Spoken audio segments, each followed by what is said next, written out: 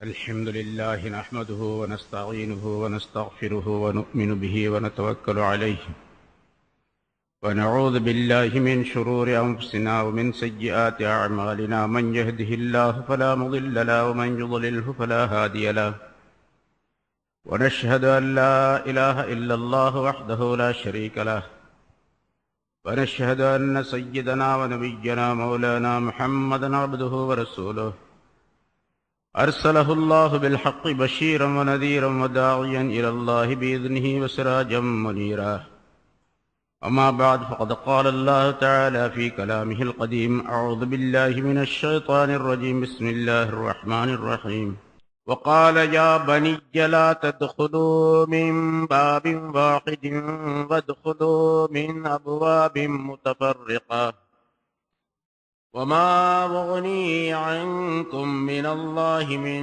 شيء إن الحكم إلا لله عليه توكلت وعليه فليتوكل المتوكلون ولما دخلوا من حيث أمرهم أبوهم ما كان يغني عنهم من الله من شيء إلا حاجة في نفس يعقوب قضاها وإنه لذو علم لما علمناه ولكن أكثر الناس لا يعلمون صدق الله العظيم.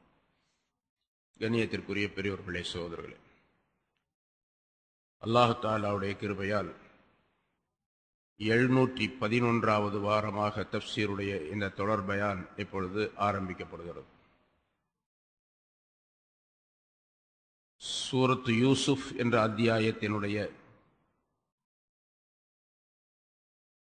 66 ஆயத்துகள் இதற்கு முன்னால் விளக்கம் சொல்லப்பட்டுள்ளன. நபி யூசுப் அலைஹிஸ்ஸலாம் அவர்கள் சம்பந்தமாக அழகான வரலாற்றை அல்லாஹ் தஆலா இந்த அத்தியாயத்தின் ஆரம்பத்தில் இருந்து சொல்லிக் கொண்டு வருகின்றான். நபி யூசுப் அலைஹிஸ்ஸலாம் அவர்கள் எகிப்து நாட்டினுடைய அதிபதியாக நியமனம் செய்யப்பட்டு ஆரம்ப நேரத்திலே 7 ஆண்டுகள் மிக செழிப்பாக இருந்தன. அந்த செழிப்பான 7 ஆண்டுகளிலே அடுத்து வரக்கூடிய பஞ்சத்தினுடைய 7 ஆண்டுகளுக்கு தேவையான தானியங்களையும் உணவுப் பொருள்களையும் சேமித்து வைத்தார்கள். பஞ்சத்தினுடைய ஆண்டு வந்தது. மக்கள் பசியினாலும் பட்டினியினாலும் மிக துன்பப்பட்டார்கள். அரசரிடத்திலே முறையிட்டார்கள். ஒவ்வொருவரும் ஒருவருக்கு 1 ஆண்டுக்கு தேவையான உணவுகளை அரசாங்கத்திலிருந்து பெற்றுச் செல்லலாம். 1 வருஷத்திற்கு ஒருவருக்கு தேவையான உணவு 1 ஒட்டகம் சுமக்கக்கூடிய அளவு என்பதாக நிர்ணயம் செய்யப்பட்டு அதற்குரிய தொகை வசூல் செய்யப்பட்டு தானியங்கள் தேவைப்பட்ட அளவுக்கு மக்களுக்கு வழங்கப்பட்டது. ஒவ்வொருவருக்கும் 1 ஒட்டகத்தினுடைய சுமை அளவு. அடுத்த ஆண்டுதான் அவருக்கு அடுத்த விநியோகம் செய்யப்படும். இந்த முறையிலே தானியங்களை பகிர்ந்து கொடுத்து கொண்டிருந்தார்கள். இந்த பஞ்சம் என்பது எகிப்து நாட்டினுடைய அந்த நகரத்தை மட்டுமல்லாமல் அக்கம்பக்கத்தில் இருந்த கிராமங்களையும் பாதித்தது. அப்படிப்பட்ட கிராமங்களிலே ஒன்றுதான் கன்ஆன் என்ற ஒரு ஊர். அந்த ஊரில்தான் நபி யூசுப் அலைஹிஸ்ஸலாம் அவருடைய குடும்பத்தினர் வசித்து வருகின்றார்கள். அவர்களையும் இந்த பஞ்சம் பீடித்தது. யூசுப் அலைஹிஸ்ஸலாத்துடைய தந்தை யாக்கூப் அலைஹிஸ்ஸலாம் அவர்கள் தங்களுடைய மக்களிடத்திலே, நீங்கள் எகிப்துக்கு சென்று அந்த அரசரிடத்திலே தானியம் பெற்று வாருங்கள், நம்மிடத்தில் இருக்கக்கூடிய கொஞ்சம் காசுகளை கொடுத்துவிட்டு என்பதாக சொன்னார்கள். அதே போன்று வந்தார்கள், தானியத்தை பெற்று சென்றார்கள். ஆனால் யூசுப் அலைஹிஸ்ஸலாம் அவர்கள் இவர்கள் தம்முடைய சகோதரர்கள் என்பதாக விளங்கிக் கொண்ட பொழுது விசாரணை செய்தார்கள். ஒரே ஒரு சகோதரரை மட்டும் நாங்கள் விட்டு வந்திருக்கின்றோம் என்பதாக சொன்னார்கள். யூசுப் அலைஹிஸ்ஸலாம் அவர்கள் தன்னுடைய சகோதரர் விடப்பட்டு விட்டார் என்ற காரணத்தினால் அவர் அழைத்து கொண்டு வரப்பட வேண்டும் என்பதற்காக வேண்டி ஒரு உபாயம் செய்தார்கள். யூசுப் அலைஹிஸ்ஸலாம் அவர்களுடன் பிறந்தவர் ஒரே ஒரு சகோதரர் புன்யாமீன் என்பவர். மற்ற சகோதரர்கள் எல்லாம் அவருடைய தந்தைக்கு இன்னொரு தாய் மூலமாக பிறந்தவர்கள் 10 பேர். ஆக 12 சகோதரர்கள் அவர்கள்.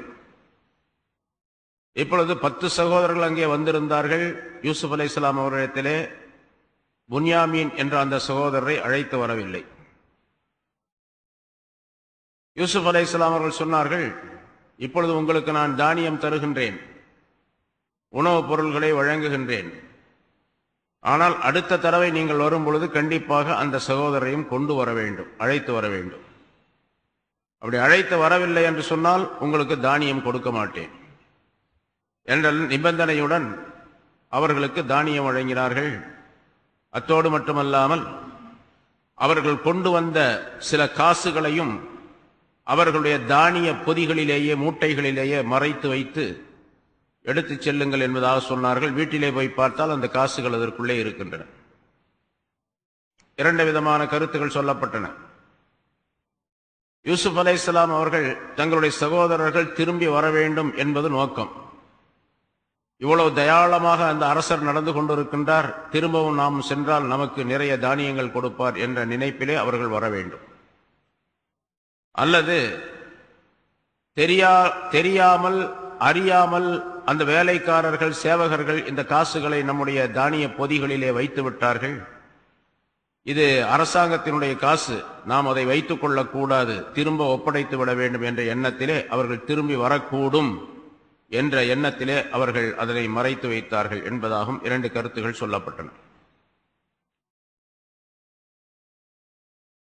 சகோதரர்கள் தங்களுடைய தந்தை யாக்கூப் அலைஹிஸ்ஸலாம் அவர்களிடத்திலே வந்த பொழுது இந்த விவரங்களை எல்லாம் கூறினார்கள். அந்த அரசருடைய யூசுப் அலைஹிஸ்ஸலாம் அவர்களுடைய சகோதரர் என்று அவர்களுக்கு தெரியாது, அரசருடைய பண்புகளை எல்லாம் சொன்னார்கள். மிக நல்ல மனிதராக இருக்கின்றார், தயாள குணமுள்ளவராக இருக்கின்றார், அற்புதமான மனிதராக இருக்கின்றார் என்றெல்லாம் அவரை பற்றி புகழ்ந்தார்கள்.